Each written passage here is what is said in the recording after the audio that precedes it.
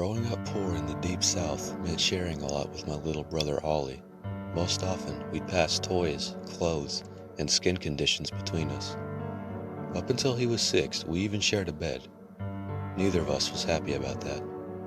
It was my 10th birthday when that changed.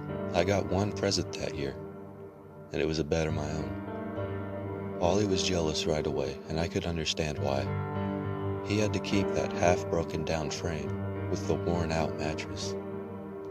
The one I had gotten wasn't much better, but not being broken and worn was enough.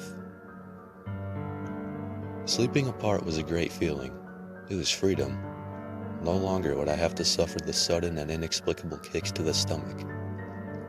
No longer would I wake up with Ollie's foot pressed into my neck like he had stepped on Dracula the night before. At least that's what I thought. Right away, right after I got the new bed, the shriek started.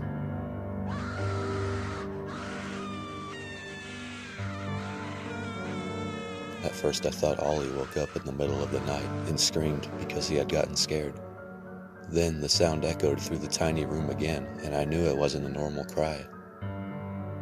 The room was always black as pitch after sunset. The one window we had was pressed against a long-leaf pine, and even the biggest, brightest moon cast no light inside. The shriek just about drove me crazy. Every night, probably at the exact same time, these sharp yelps would knock me right out of my dreams. It wasn't my mom or dad yelling either. I knew what that sounded like, trust me. Most worrying of all was the fact that I could never tell where it was coming from. It seemed completely random. One night, it had come from somewhere near the closet.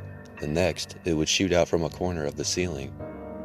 Any hope I'd had of having my own space would get dashed every time as Ollie would silently slip into the bed with me, shaking like crazy. He'd clasp onto me and wouldn't let go until it was almost daybreak. Most times, I would take his hand and tell him everything was going to be okay, that it would be over by morning, but I was never really sure. Over time, the shriek started changing. At first it was only by small degrees, but eventually it took on the primal hooting sound of a primate calling out its fierce warning. I had to clasp pillows to my ears just to keep from going deaf.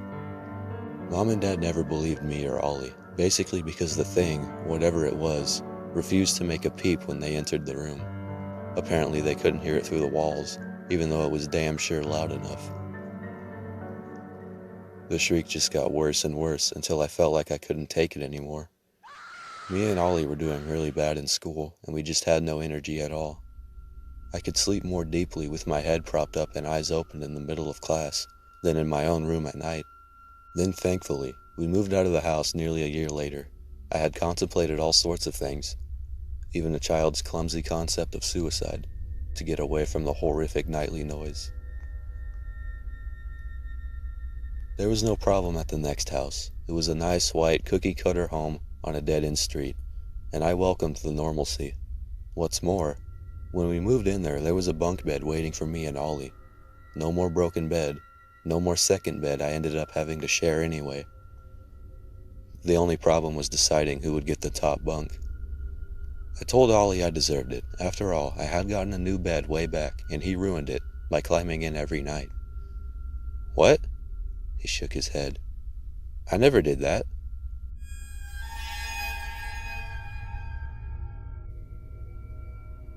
I had always wondered why the noise stopped the second I was sharing my bed. Now I had the answer.